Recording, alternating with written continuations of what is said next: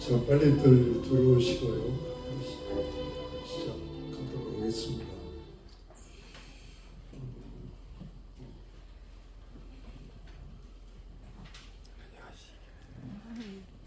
우리 GM 창립이 됐습니다. 핵심 가치와 성육신, 신앙생활과 성육신 목표라는 가치를 가지고 서초동에 있는 상전원교회 2,000명 모여 김관성 목사님 교회에 상전원교회가 주기철 목사님 평양에서 순교하기 전에 섬겼던 교회잖아요. 거기서 월남한 교인들이 세운 교회입니다. 거기에 유명한 그 장로님 계시죠. 장기려 박사.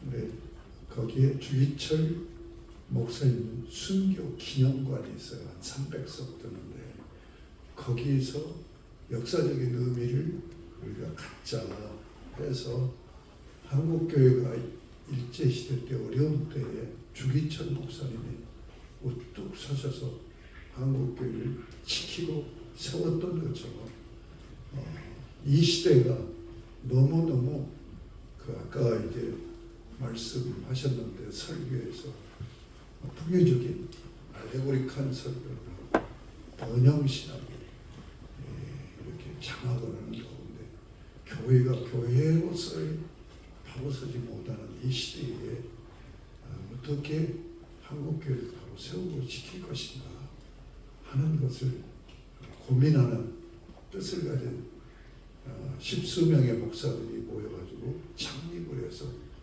지금 8년째 왔습니다. 초대 박충근 목사님이 계속 대표를 하면서 이끌어 오셨고, 그 다음에 이대 대표와 이성호 목사님, 서문교회, 부천 서문교회 전 GNS 이사장입니다. 그리고 3대 지금 대표가 오늘 설교하신 박재신 목사님이 지금 막 그 GNS 이사장 내려놓으시고 우리 지금 모임을 이끌고 가십니다. 그래서 우리 선교의 방향은 해외 선교사님들을 어떻게 선교를 제대로 할 수 있을까 하는 거고, 국내적으로는 어떻게 우리 교회 목사님들이 정말 바른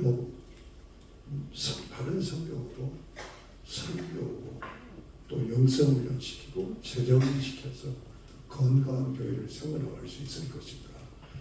그 다음에 세 번째는 이제 신학적인, 그래서 우리 박주성 목사님 소개를 안 했는데 그 부분 빼먹었는데 우리 GM선교회 연구소장입니다. 그래서 우리 연구소에서는 뭘 했냐면 신학을 성경적으로 제대로 정리하고, 그러니까 성경적 신학이 돼야 돼요.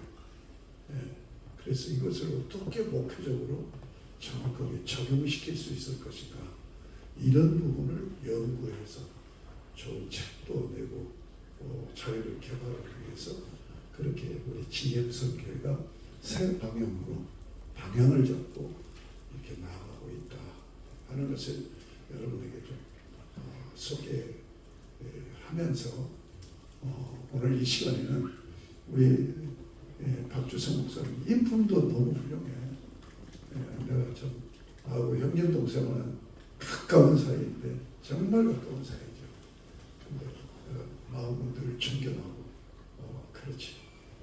그래서 그 익산으로 이사하고 싶어. 우리 사모님은 그게 오라는 거예요. 내가 암 환자잖아요. 그래서 자기가 뒷받침 해주겠다고, 건강이나 이런 거 챙겨드리겠다고 오라고 그러는데 갈까 말까 아직까지 지금 멍설이 왜 있는지. 참 좋은 우리 교회 한 목사님을 만나가지고 그래서 너 갈까 말까. 오늘은 제 시간은 창세기 1장입니다. 창세기부터 성경을 공부합니다. 저는 이제 PPT도 잘 준비하고 그런데 제가 오리지널 아날로그입니다. 그런 걸 전혀 할 수 없는 사람이에요. 그래서 저는 그냥 강의합니다. 강의하는데 창세기 1장 부분을 여러분과 한 40분 동안 짧게 나누겠습니다. 창세기 1장을 어떻게 이해하느냐로 성경 이해가 결정되어 버려요. 너무너무 소중한 거예요. 그런데 제가 신학을 오면서 우리 은사님도 죄송하지만 제가 발견한 못 발견한 것 같아요. 그런데 창세기 1장을 창조로만 봐서 안 돼요. 문화로 봐야 된다. 그게 우리 안마로 목사님이 문화인류학을 전공한 분이에요. 그리고 이제 우리 개혁신학하고 저 통합식 장신대, 광로 장신대 가서 석사 과정을 문화신학으로 전공한 거예요. 그 후에 이제 상담원 박사가 됐지만 나보고 그래요. 지난번에 형님은 어떻게 문화인류학을 공부하지 않았는데 창세기 1장을 문화의 관점으로 볼 수 있었습니까? 그게 신기하다는 거예요. 그게 나도 신기해요. 왜 신기하냐면 내 지식으로 아는 게 아니라 하나님이 눈을 열어주셔서 보게 하신 거예요. 저는 그게 너무 감격스러워요. 그렇더라고요. 사랑하고 빠지면 그게 열리더라고요. 예. 창세기 1장을 문화장으로 본 것은 불과 얼마 안 돼요. 20년 이상을 저는 신학적인 그 백그라운드 아래서 창조만 봤어요. 그러면 창세기 1장부터 전 성경은 뭐냐? 우리 인간이 어떻게 살아야 되느냐는 문화를 다루고 있는 성경이다. 하는 걸 잊지 마세요. 문화할 때 광의적인 넓은 의미로 우리 인간의 삶의 방식을 얘기하는 거예요. 그러면 창세기 1장은 구조적으로 먼저 정리해 드립니다. 1부, 2부, 3부로 되어 있어요. 1장, 1절 천지창조입니다. 그 다음에 2절부터 31절까지가 지구창조예요. 그리고 2장 1절부터 3절까지가 안식일 제정입니다. 여러분 창세기 1장은 2장 3절까지로 1장이 구조되어 있어요. 제가 시간이 없어서 왜 그런가 세 가지 증거를 댈 수 있는데 그건 생략을 하겠습니다. 어쨌든 창세기 1장은 천지 한번 따라합니다. 천지창조, 지구창조, 안식일 제정. 예, 이렇게 세 부분으로 구조되어 있다. 여러분 이 성경은 이야기입니다. 내러티브, 역사 이야기예요. 그렇기 때문에 중요한 것이 뭐냐면 구성이에요. 구성. 이걸 플롯이라고 얘기하죠. 어떤 구성을 가지고 있느냐. 그 다음에 또 하나가 뭐냐면 장르예요. 성경에는 다양한 장르가 있어요. 시가 있고 연애편지가 있고 아가서 같은 건 연애편지잖아요. 논문이 있어요. 로마서 같은 거. 그렇죠? 예, 역사적인 서술도 있고 그리고 격언도 있고 소설도 있어요. 여러분 인류 역사상 최고의 명작 한편 소설이 뭔지 압니까? 탕자 이야기예요. 선한 사마리아인의 이야기예요. 예수님은 이야기꾼입니다. 하나님으로 오셔서 우리에게 너무너무 공감하고 실감나게 하시려고 이야기로 말씀하신다. 아멘? 아멘. 또 중요한 부분이 뭐냐면 구조입니다. 여러분 이 세상의 모든 비중 하나님도 존재 방식이 성부 하나님, 성자 하나님, 성령 하나님이라는 삼위일체 구조를 이루고 있어요. 구조적이지 않은 것이 하나도 없어요. 글도 구조를 가지고 있습니다. 그래서 성경 이하에서 구조를 이해하지 않고 성경을 본다? 성경을 절대로 제대로 이해할 수가 없어요. 여러분, 이단의 특징이 뭔 줄 압니까? 이단은 성경 공부입니다. 우리 이 기성교회보다도 훨씬 더 그들은 성경 공부를 주장해요. 근데 그들의 성경 공부가 특징이 뭐냐? 구조를 무시해요. 그리고 자기들이 원하는 구절들을 짜깁기 위해서 교리를 만들어내요. 성경을 철저하게 구조적으로 이해를 해야 된다. 그래서 창세기 1장은 창조와 문화에 대해서 말씀하고 있는데 구조로 천지창조, 지구창조, 안식예정 이 세 단계로 구조를 이루고 있다 하는 것을 여러분 먼저 이해하시기 바랍니다. 그러면 그 구조적으로 자세히 얘기하려면 이거 세 타임 해야 돼요. 90분간이. 그러니까 40분을 맞춰야 되잖아요. 그러니까 그걸 부분 생략하고 그러면 창세기 1장은 뭘 다루고 있느냐? 문화란 말이에요. 문화는 어떻게 이루어지냐? 관계를 통해서 이루어져요. 그렇잖아요? 관계를 통해서 이루어지는 게 문화예요. 그럼 관계의 대상이 뭐예요? 하나님과 관계가 이루어지고 하나님의 형상으로 이루어진 우리의 이웃과 관계가 이루어지죠. 그러니까 성경 이야기는 하나님과 관계 그리고 이웃과의 관계의 문화를 다루고 있다. 아멘? 이것이 창세기 1장에서부터 요한계시록까지 계속 전개되는 거예요. 네.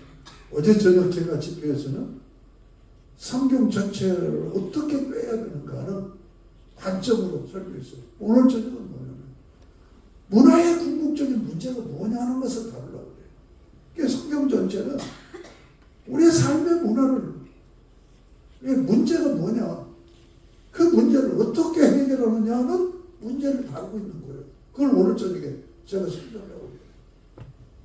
주기도문으로 세워지는 교회라는 제목인데 주기도문을 문화로 이해하는 분이 없어요. 단편적으로 보는 거예요. 예. 자, 그러면 창세기 1장은 문화를 얘기했단 말이에요. 그럼 문화를 이루는 요소가 두 가지예요. 이거 제가 책 보고 정리한 게 아니에요. 우리 교수님이니까 책 인용도 하고 학자도 인용하고 그러는데 저는 무식한 성경 사랑하고 좋아하는 목사예요. 그러니까 저 혼자 묵상해서 깨달고 정리한 거예요. 그런데 우리 안만우 목사님이 어떻게 문화 인류학을 하지 않고 그렇게 정리할 수 있었느냐. 근데 하나님이 그렇게 눈을 열어서 깨닫게 하시고 문화를 이루는 건 두 가지. 첫 번째, 세계관입니다. 여러분, 문화는 삶의 방식이라고 그러죠. 그러면 삶의 방식을 결정짓는 것이 뭐냐? 종교와 철학입니다. 그러니까 우리가 철학이라는 말을 어렵게 생각하는데 다 나름대로 자기 철학을 가지고 있어요. 무신론자, 나는 무신론자라고 하는데 무신론도 종교예요. 신이 없다고 믿는 종교라고요. 그러니까 우리 인간의 삶은 뭘로 결정되느냐? 종교와 철학으로 결정된다. 그러면 종교와 철학은 뭐냐? 사상이에요. 그래서 성경의 맥은 뭐냐? 사상입니다. 사상. 하나님 사상이에요. 하나님 사상. 아멘? 철학은 뭐예요? 인간 사상. 물론 기독교 철학이 있습니다만 재래 철학은 그렇다. 자, 그러면 창세기 1장에서 문화를 얘기하는데 첫 번째는 세계관이란 말이에요. 이 세계관은 종교와 철학에서 나온다. 자, 문화를 크게 돌려 나눠요. 문화가 너무너무 다양하죠. 경상도 하면 경상도 문화가 있고 전라도 가면 전라도. 우리 집사람은 대구 사람이고 나는 전라도 부산 사람이에요. 같이 살면서도 문화적인 충돌이 있어. 문화적인 충돌이 있어요. 그게 어쩔 수 없는 거예요. 예. 삶의 방식이 그 문화로 형성이 되어지기 때문에. 근데 세계관이란 말이에요. 이 사상이 크게 문화를 둘로 나눠요. 하나는 헤브라이즘이라는 문화고, 둘째는 헬레니즘이라는 문화예요. 헤브라이즘의 문화는 뭐냐면 신본주의예요. 헬레니즘은 뭐냐? 인본주의예요. 지금 이 세상이 AI 시대, 양자 컴퓨팅 시대로 급속하게 달려가고 있어요. 이게 인본주의 문화가 발전하는 거예요. 네? 그 히브리대 역사학자 유발 할라리가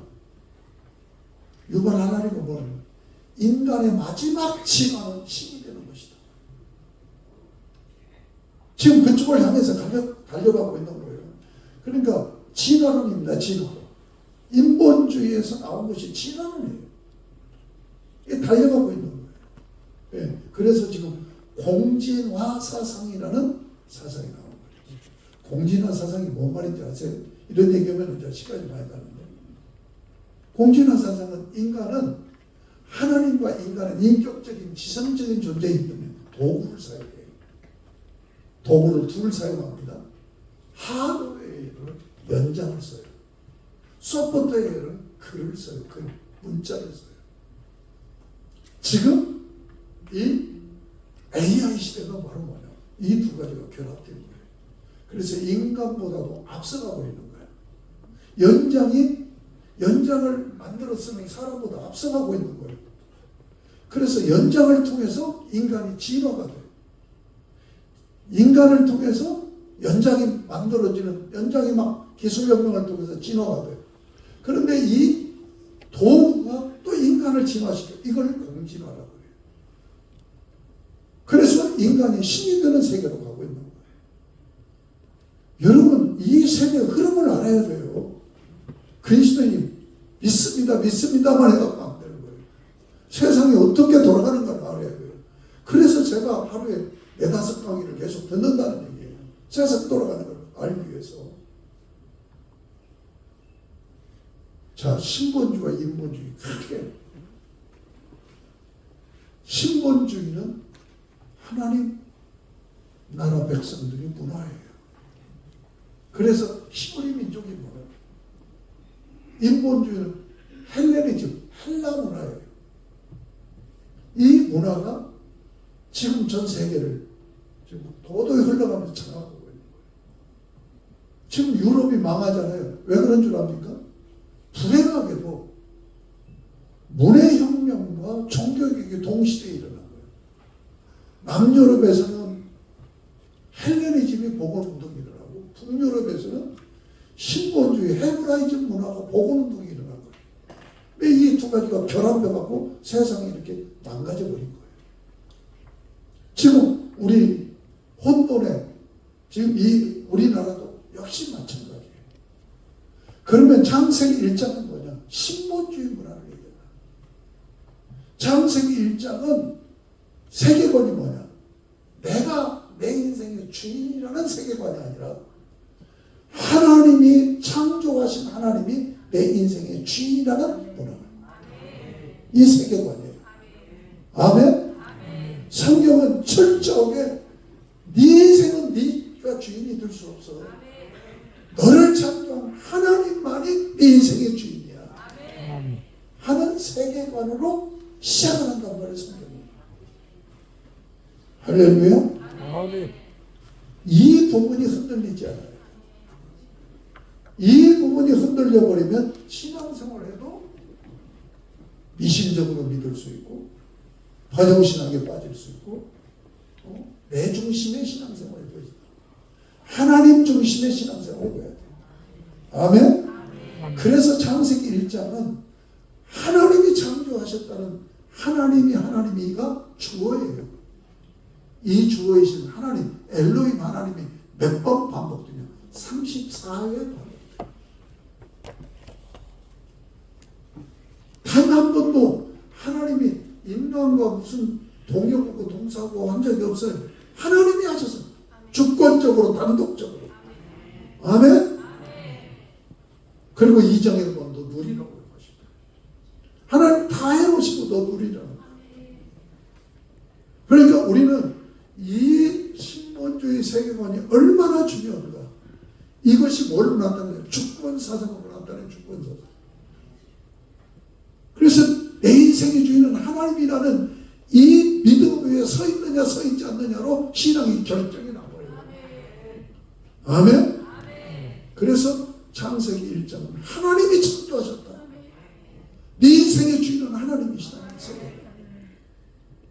두 번째, 문화는 세계관으로 이루어진다면 두 번째는 뭐냐? 모방으로 이루어진다. 한번 따라합시다. 모방. 여러분 한번 생각해 보세요. 아이들이 자라요. 자라면서 누구를 모방해요? 부모를 그대로 모방해요. 그렇죠? 친구 잘 사귀어야 된다고 그러죠. 왜 그래요? 모방하기 위해서. 좋은 선생님 만나야 돼요. 모방하기 위해서.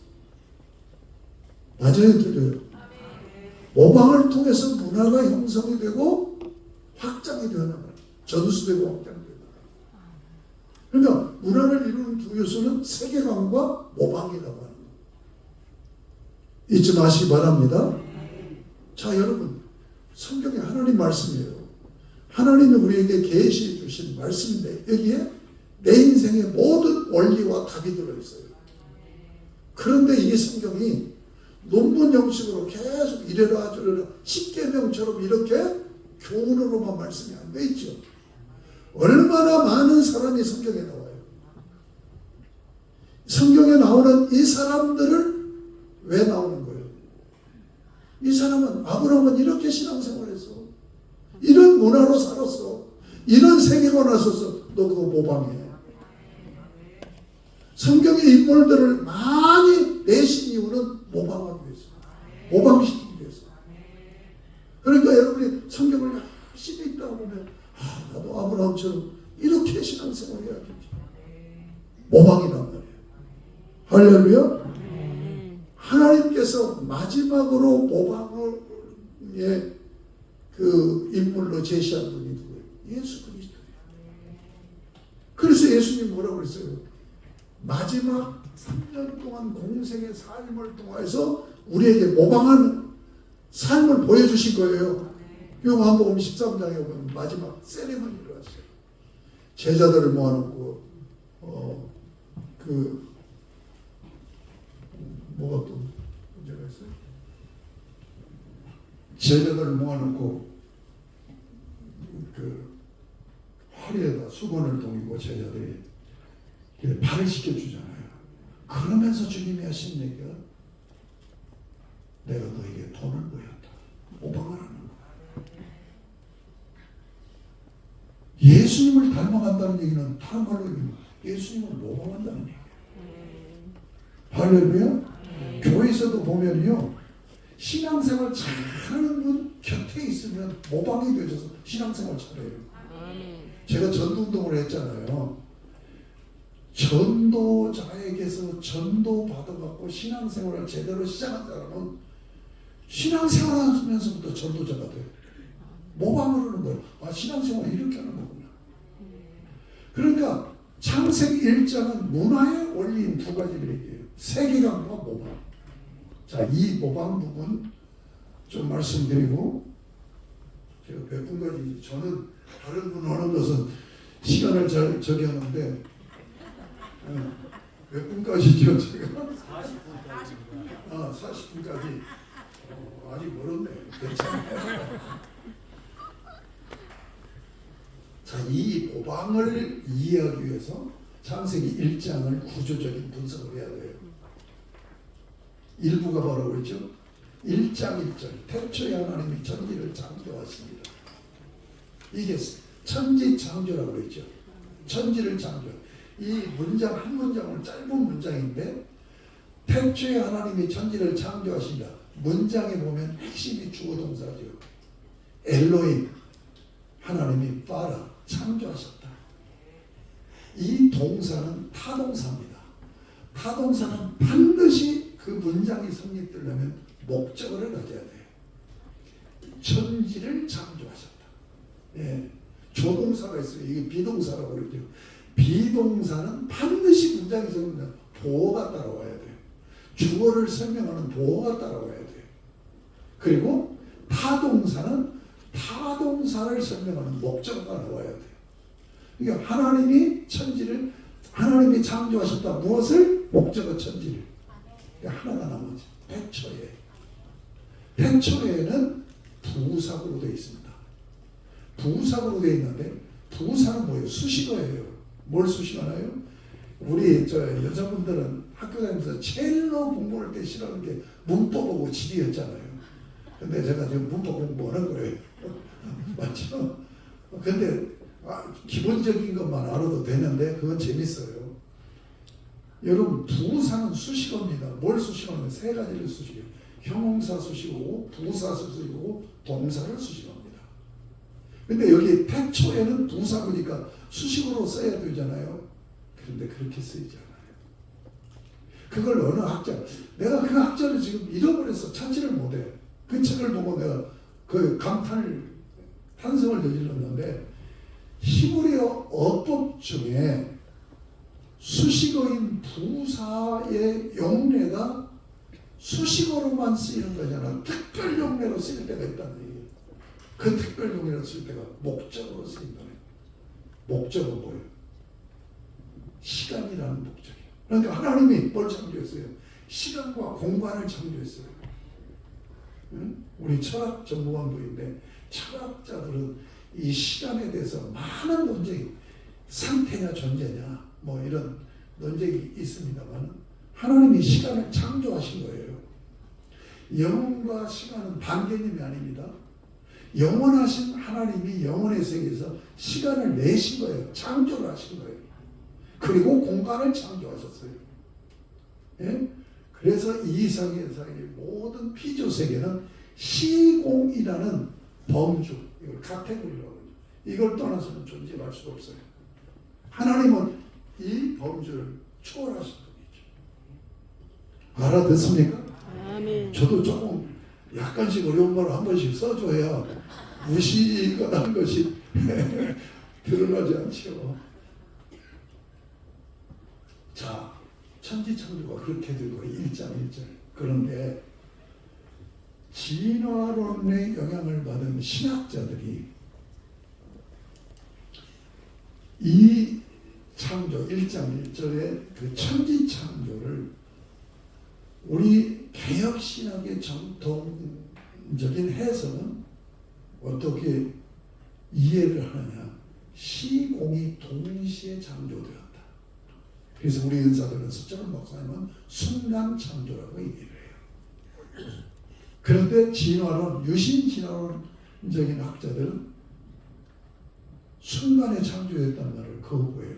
그런데 저는 이걸 이렇게 상식적으로 증명을 합니다. 1장 1절이 하나님이 창조하셨는데 시간을 내시고 그리고 그 후에 천지, 공간을 창조하셨다라고 한다면 순간 창조가 안 돼요. 근데 그 후에가 없어요. 하나님이 시간과 공간을 동시에 창조한 거예요. 이게 시간의 시작과 공간이 동시에 이루어진 거예요. 이게 순간 창조예요. 저는 이 부분이 굉장히 성경 1장을 이해하는데 중요하다고 생각되기 때문에 제가 이 부분을 10년 이상 묵상해서 깨달은 부분이에요. 정리한 부분이에요. 이것을 말씀드린 거예요. 한번 따라합시다. 순간 창조. 아까 우리 박주석 교수께서 우주의 크기가 얼마나 크다는 걸. 여러분은 너무너무 큰 얘기를 하기 때문에 상상이 안 돼갖고 우리가 제대로 그것을 이해한다면 까부러져야 돼요. 까부러져야 돼요. 그런데 우리가 개념이 안 들어오는 거예요. 너무 큰 걸 얘기하니까. 그런 우주를 그 우주적인 관점에서 보면 지구가 안 보인다니까. 점도 아니에요. 보이지도 않아요. 그런데 이 지구에 점모로도 보이지 않는 지구에 80억이 살고 있잖아요. 그러니까 얼마나 광활한 우주예요. 이것을 하나님이 어떻게 창조하셨다? 순간에 창조하셨다. 그래서 전지전능하신 거예요.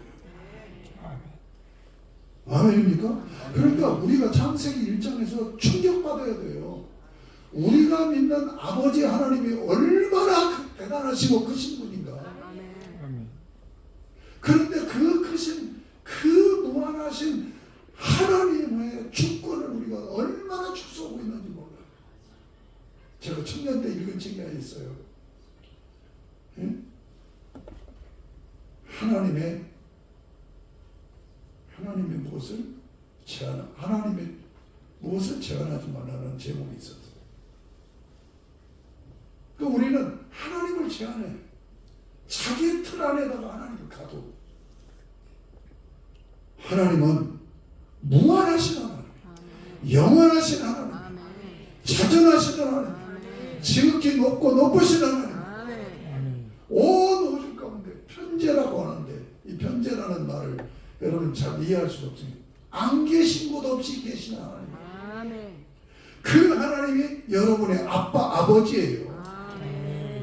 그러니까 이 창조 신앙을 가지면 우리는 조금도 흔들릴 이유가 없어요. 먼 큰 시간이 와.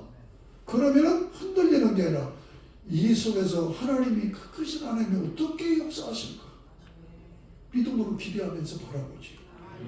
그러면서 하나님이 역사하신 걸 체험할 때, 하나님이 이렇게 역사하신다. 하나님의 은혜입니다. 하나님의 축원함을 투성합니다. 할렐루야. 자, 순간 창조를 얘기했어요. 2부 지구 창조입니다. 성경을 보세요. 저는 이제 성경 안 보고 강의합니다만 성경을 보면서 따라오세요. 나 앉아서만 하려고 할 때 박주선 목사가 돌아다니면서 하니까 나도 돌아다니면서 해야 될 것 같아. 이렇게 가르쳐줬으니까 모방이라니까 모방.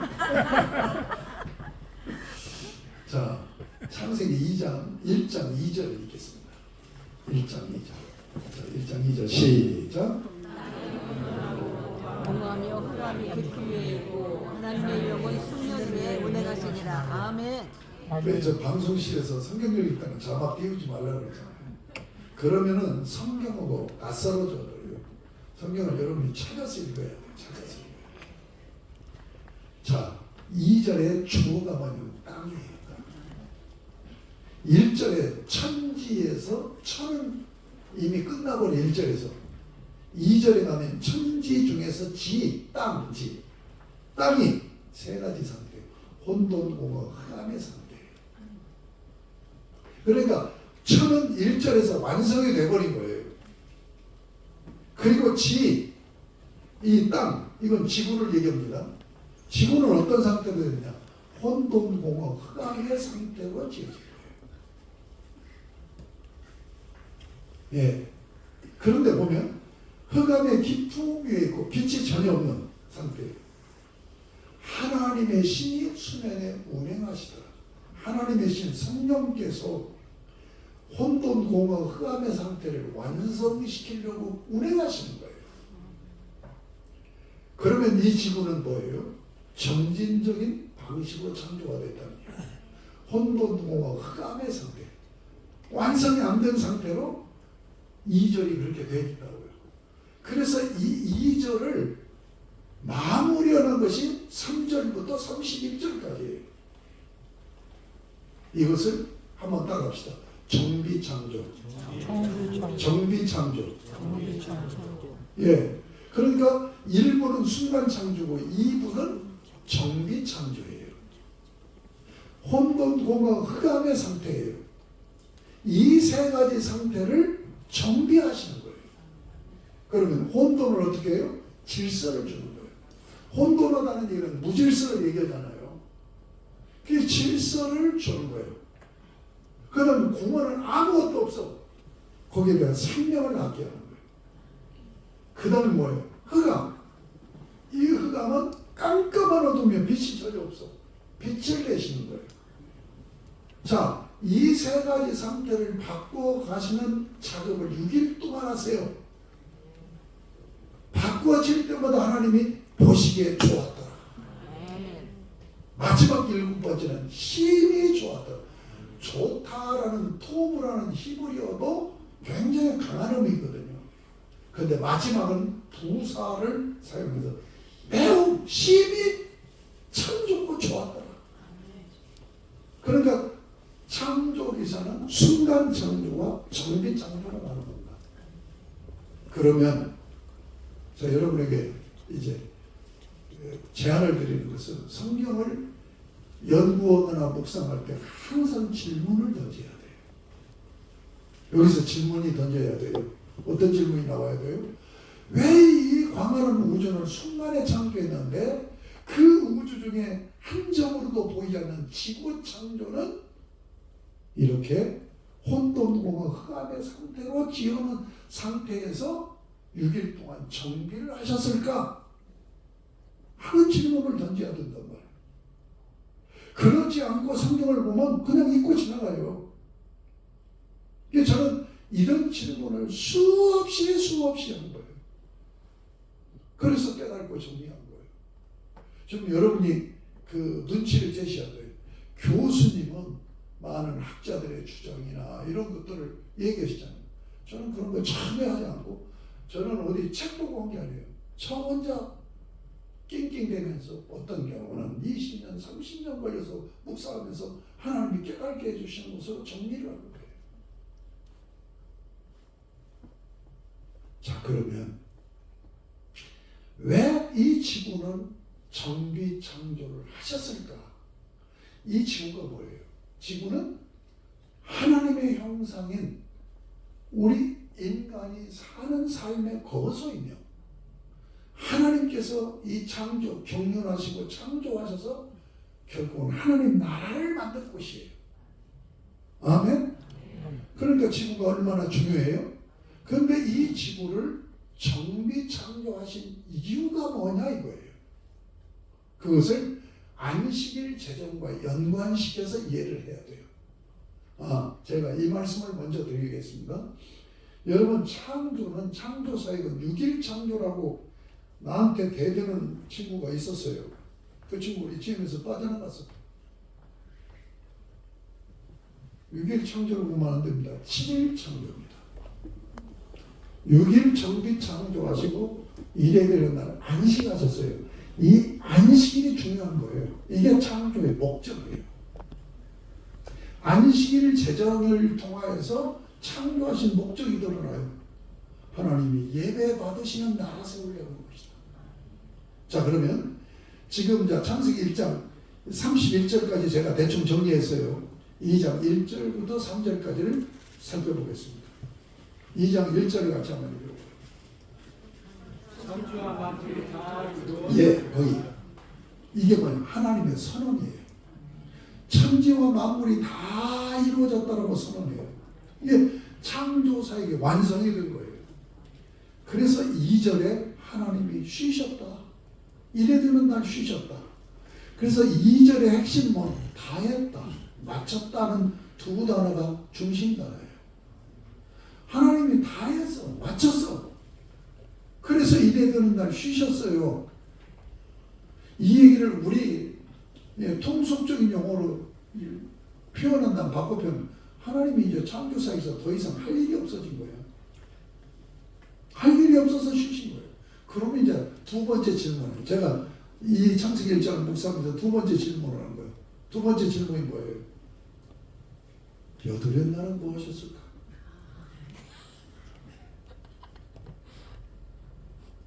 여러분, 이게 무슨 질문 같으죠? 근데 이런 질문을 하셔야 된다고. 하나님이 아흘의 날은 뭐 하셨을까? 여러분, 일의 날만 쉰 게 아니에요. 여덟의 날, 아흘의 날. 하나님의 사역은 두 가지입니다. 창조와 섭리입니다. 섭리 속에 구속이 들어가는 거예요. 창조 사역은 완성됐기 때문에 창조 사역의 관점에서 보면 일의 날뿐만 아니라 여덟의 날, 아흘의 날 계속 쉬시는 거예요. 그런데 처음 쉬었던 일의 날의 의미를 둔 것이 3절이에요. 3절을 같이 읽겠습니다. 3절 시작.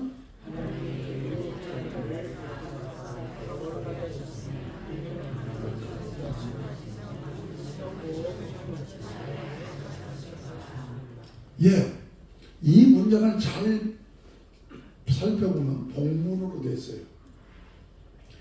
이래되는 날 하나님이 안식하시면서 그 날을 어떻게 복을 주셨어요. 그 날을 복 주셨어요. 그리고 그 날을 구별시켰어요. 다른 6일과 거룩하다는 얘기는 구별시켰다는 얘기예요. 이는 왜? 하나님이 6일 동안 정비창조하시고 이래되는 날 쉬셨기 때문에 이 7일 안식일을 복 주시고 구별시켰다. 그러면 7일 안식일이 뭐예요? 우리가 지금 주일 성수하는 예수 그리스도의 십자가 구속으로 구약의 안식일이 신약의 주일로 바뀌었잖아요. 바뀌기도 완성된 거죠. 자, 이제 이렇게 이제 설명을 할게요. 하나님이 이제 화가로 하나 예를 들어보겠습니다. 제가 화가 하나를 친구를 사귀었는데 화가 보니까 참 고달픈 직업이더만. 거기에 그 작품 세계에 빠지면 몰입을 하면요, 잠도 안 자고 밥도 안 먹고 이틀 3일씩 그리고 그림 그리기에 미쳐 있는 거예요. 미치지 않고는 그렇게 하지를 못해요. 대작 같은 건 1년, 2년이 걸려요. 그렇게 해서 이제 작품을 고생해서 그림을 완성을 해놨네. 그러니까 그림 완전히 수십억, 수백억 갖는 수 있겠다는 생각을 하는 거예요. 그런데 너무너무 힘들고 피곤해서 작업하더라고. 근데 이제 전시의 날을 가져갖고 전시를. 그래서 쫙 제품을 벽에다가 이렇게 해서 작품을 진열해 놓으니까 많은 사람들이 와가지고 저기 장일권 화가 역시 참 영혼이 깃들어 있는 그림이네. 저 사람 사상이 배어있네. 그러면서 작품을 막 극찬을 하면서 박수를 쳐요. 그러면 그 박수를 받을 때 이 화가는 지금까지 고생했던 모든 것들이 다 해소가 되고 안식이 들어가요. 아멘? 아멘. 바로 그겁니다. 여러분, 안식일을 성경에서는 두 가지 관점으로 얘기해요. 너희를 위한 안식일이다. 안식일을 왜 주셨느냐? 너희를 위해서 주셨다. 그런데 몇 번 사용하지 않지만 또 다르게 얘기해요. 안식일은 내 안식일이다. 자, 그러면 안식일을 제정하시고 안식일에 하나님의 들어가신 이래되는 이 날이 어떤 날이냐? 모든 피조물들이 하나님 앞에 나와서 이야, 위대한 작품을 그리셨습니다. 위대한 작품을 남기셨습니다 하고 막 갈채를 올리고 박수를. 이게 뭐예요? 예배예요, 예배. 아멘? 그러면 하나님이 그 예배를 받으시면서 하나님이 수고했던 모든 수고가 다 희석이 되면서 쉼에 들어가는 거예요. 그러니까 하나님은 자기 영상을 통해서 예배를 받으셔야 안식이 되는 거예요. 아멘. 그래서 내 안식이라고 얘기하는 거예요. 이걸 또 이제 개혁신학 예정론에서 또 딴지 걸을 용어예요. 제가 조심스러운 용어예요. 예. 네? 그렇게 이해하자는 얘기예요. 그러니까 6일 동안 왜 창조하셨느냐? 아담을 비롯한 모든 피조물들이 아담이 제사장이 되어서 하나님 앞에 예배를 드리는 거예요. 그럼 하나님은 예배를 받으시고 영광을 받으세요. 여러분, 지금 창세기 1장 정리가 되셨습니까? 그러면 왜 정비 창조하시고 안식일을 주셨는가? 순간 창조하시는 거예요? 이것이 모방하고 어떤 관계가 있느냐 하는 것을 설명하는 거예요. 여러분, 하나님은 창세기 1장을 통해서 우리 인간이 어떻게 살아야 되는가 하는 문화를 주신다고 그랬죠. 그것이 첫 번째는 세계관으로 결정된다. 두 번째는 모방이라고 그랬죠. 그러면 창조 원리, 6일 동안 정비 창조하신 이유는 뭐냐? 바로 모방의 원리를 우리에게 삶의 원리로 주시기 위한 것이란 말이에요. 알아들으시겠습니까? 그러니까 우리 인간은 어떻게 살아야 되냐? 하나님의 창조 원리를 모방하고 사는 거예요. 할렐루야? 예. 그러니까 항상 이걸 잊지 말아야 돼요. 하나님의 창조 원리를 모방하고 살자. 옆 사람 보고 한번 얘기해 보세요. 하나님의 창조 원리를 모방하고 사십니까? 그걸 물어보세요. 모방하고 사십니까? 지금 처음 듣는 분이 하품하는 분이 지금 나한테 10번, 20번 이 강의 들었는 분은 또 은혜 받고 좋아. 도대체 이게 어떻게 이해될지를 모르겠어요. 자, 여러분, 하나님이 창세기 1장을 통해서 뭘 주셨어요? 창조 원리를 모방하는 거예요. 그러면 어떻게 모방하는 거예요?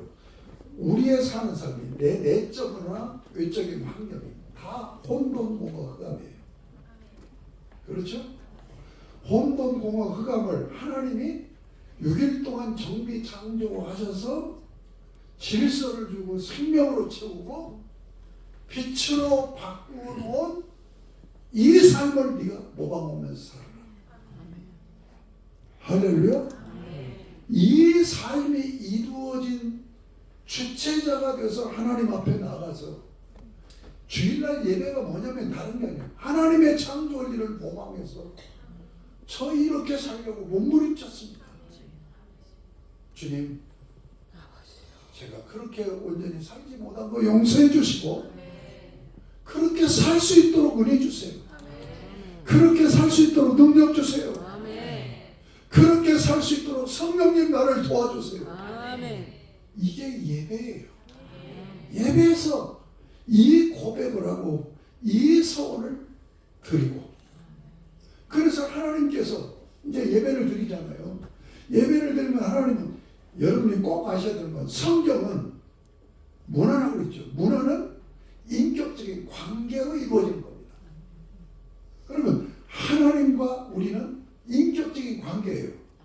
절대로 하나님은 창세기 1장에서 요한계시록까지 우리 인간을 기계로 사용한 적이 없어요. 도구로 사용한 적이 없어요. 인격으로 대하세요. 아멘?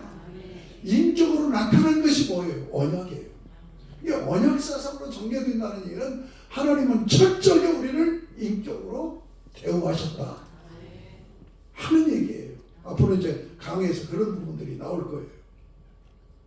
자, 인격과 인격은 주고받는 겁니다. 관계는 주고받는 거예요. 이것이 마태복음 7장 12절에서 너희가 대접받고 나는 대로 먼저 대접하라. 이것이 뭐예요? 율법이고 선지자다. 성경의 핵심이에요. 이것을 영어 표기로 하면 give and take예요. give and take. 내가 주는 거예요. 내가 주는 거예요. 그리고 받는 거예요. 주고받고. 마태복음 7장 22절에 네가 먼저 받으라고 한 게 아니야. 네가 먼저 섬겨. 대접하라. 그러면 네가 대접받게 될 것이다. 아멘? give and take예요. 그러니까 성경을 대할 때 항상 이걸 잊지 마셔야 돼요. 나는 하나님 앞에 기부하며 살고 있는가? 하나님은 나에게 어떻게 기부하시는가? give and take예요. 자, 하나님 앞에 가서 예배를 드려요. 예배를 드리면서 하나님 영광 받으세요. 찬양합니다. 위대한 작품을 창조를 통해서 그려내셨습니다. 그것만이 아니에요. 아담은 하나님 앞에 서보니까 내가 하나님을 닮은 거예요. 세상에 그 위대하신 하나님이 자기를 자기와 함께 지은 거예요. 얼마나 감격이 되겠어요.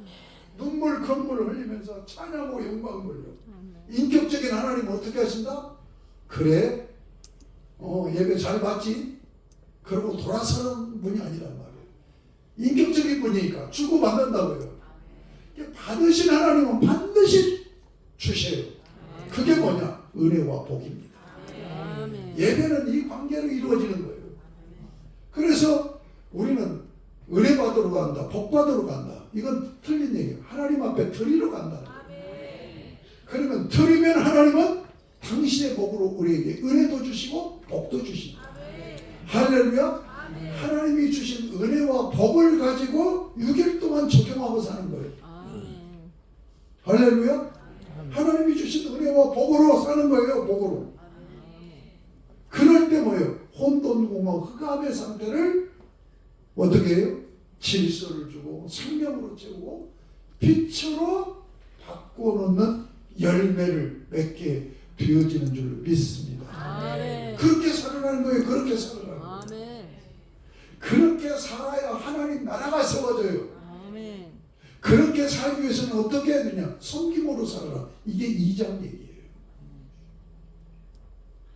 여러분 이 창조 원리를 여러분이 그대로 말씀을 순종하기 위해서 몸부림치면서 성령님을 의지하고 살아나가야 여러분이 하나님 나라를 세우는 하나님의 사람들이 되는 거예요. 그런데 믿습니다 믿습니다 하고 기도 많이 하고 성경 백독 천독을 해도 다른 어떤 것으로 신앙행위를 보여도 이 모방의 삶을 살지 않으면 여러분 보세요. 우리 예수 믿는 사람이 이렇게 많은데 이 세상이 어떻게 지금 돌아가고 있는가? 왜 그래요? 우리 예수 믿는 사람이 하나님의 창조리를 모방하지 않고 살기 때문에 그렇단 말이에요. 그러면 내가 모방하고 살지 않으니까 내 자식들은 어떻게 해요? 모방하지 않고 사는 것을 모방하지요. 그러니까 신앙의 가계가 이루어지질 않아. 장모 자식이 교회를 안 다녀. 권사 자녀들이 교회를 안 다녀. 왜 그래요?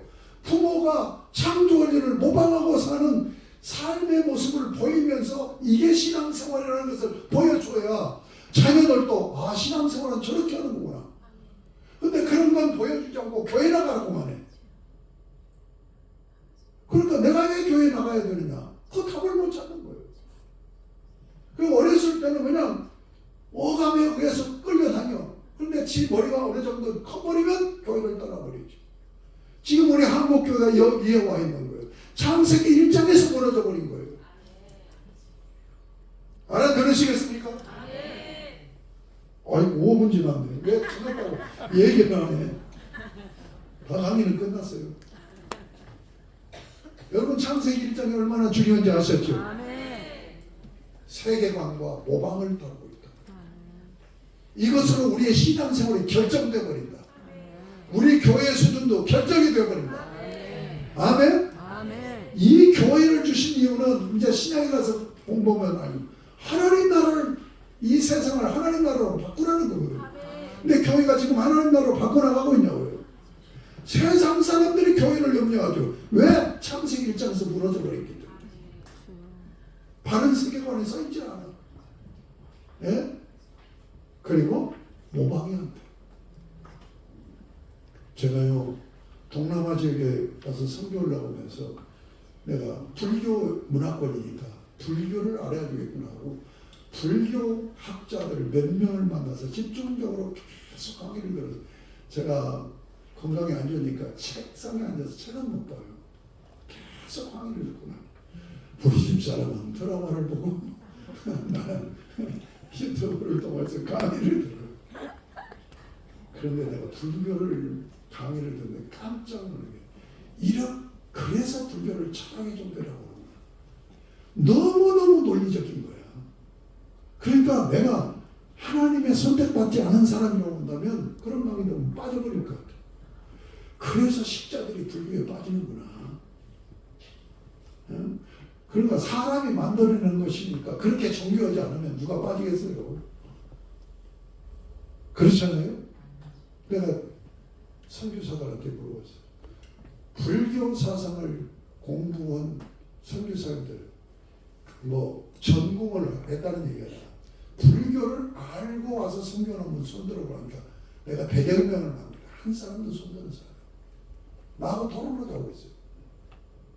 여러분 불교에서 그 불교적인 세계관을 갖고 있는 이 사람을 세계관을 바꿔주지 않고는 선교가 안 돼요. 아시겠습니까? 지금 결국은 뭐냐? 문화전쟁입니다. 영적인 전쟁은 문화전쟁이고 문화전쟁은 뭐냐? 세계관 전쟁이에요. 하나님이 내 인생의 주인이라면 이것이 변함이 없어야 돼요. 바꿔야 돼요. 그리고 이 사상만이 바른 사상이고 바른 세계관이라는 확신을 갖고 있어야 돼요. 할렐루야. 그래야 가서 싸울 수가 있어요. 세상을 무너뜨릴 수가 있어요. 두 번째는 뭐예요? 모방이라고 해요. 좋은 본부라고 그러잖아요. 좋은 본부라고. 하나님 중심 사상으로 무장하고 예수 그리스도 안에서 성경에 있는 많은 유인들을 만나시면서 이분처럼 나도 신앙생활 이렇게 모방해야 되겠다.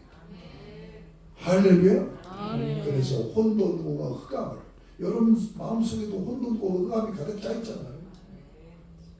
예수 그리스도의 은혜 안에서 말씀으로 물리쳐버리시고 질서를 세우고 생명으로 채우고 빛 가운데 가. 제가 지금 빛 가운데 요즘 며칠 거가지를 못하고 있어요. 그게 우울증이 오는 것 같아요. 혼자 앉아있으면 계속 눈물이 나. 왜 그러냐면 내가 내 생명처럼 생각하는 진리 목사가 건강에 아주 안 좋다는 얘기를 듣고 그때부터 제가 깨웠지. 누구도 같이 있고 싶잖아. 그런데 어제 전화를 딱 받고 내가 그 기간은 얘기하지 않겠는데 얼마 남지 않은 것 같다고 얘기를 전화를 딱 받았을 때 내가 충격이 돼가지고 말이 안 나오는 거야. 나한테 알려준 목사한테 내가 말이 안 나온다 그러니까 그분은 잘못 알아듣고 그 환자가 아파서 말을 못한다고 하는 것으로 이해를 하더라고. 이 친구가 얘기를 더 못하겠어. 그래서 내가 말을 못하겠다. 그만 끊자. 그런데 그때 하나로 내 머리와 가슴을 맞은 것 같고 피가 갑자기 딱 멈추는 것 같고 그때부터 우리 집사람도 뭘 얘기를 안 했으니까 잘 일어나지도 못하고 걷지도 못하고 그런데 내가 어제 저녁에 와서 집회를 인도해야 되는데 내가 가서 과연 집회를 인도할 수 있을까? 여러분 이게 환경에서 오는 충격이고 어둠이에요. 그런데 이런 모든 것 자체도 예수의 생명의 빛으로 말씀의 권능으로 물리쳐야 돼요. 물리치지 않으면 죽어요. 죽어. 내가 이 소용돌이에서 벗어나지 않으면 나도 쓰러지겠구나 하는 생각이 온다. 여러분 다시 얘기합니다. 창세기 1장은 두 가지. 세계관 하는 모방. 여러분 예수 그리스도를 모방한다는 얘기는 닮아간다는 얘기예요. 할렐루야. 그래서 여러분 내적으로 혼돈이 몰아내지고 질서가 서고 예수 생명으로 가득 채워지고 어두움을 물리치고 빛 가운데 거할 뿐만 아니라 그런 여러분이 되면 여러분이 서 있는 주변의 혼돈과 흑암을 다 몰아내서 하나님 나라를 세워가게 될 줄로 믿습니다. 그런 은혜의 주인공들이 다 되실 수 있기를 주님의 이름으로 축복합니다. 여러분 걱정하니까 이건 기도만 찾을 것 같아요. 하나님 아버지 감사합니다. 창세기 1장에서부터 하나님은 내가 누구이고 어떻게 살아야 되는가 하는 것을 말씀해주는 귀한 사상 진리를 접하게 하신 것 감사합니다.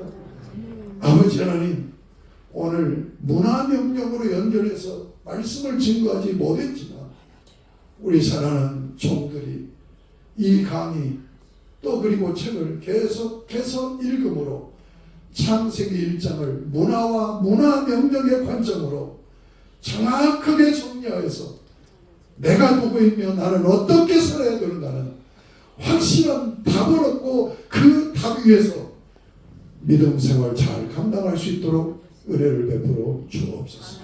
예수님의 이름으로 기도드립니다. 아멘.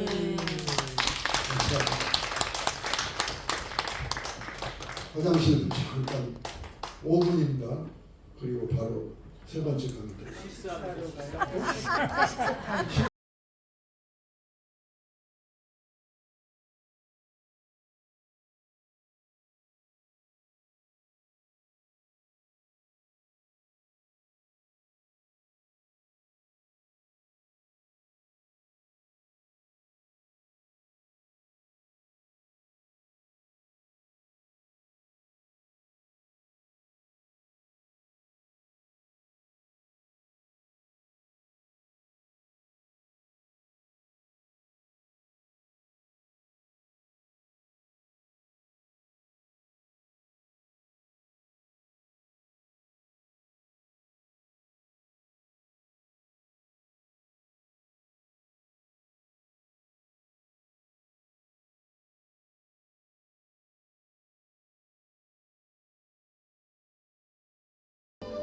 다시 한번요.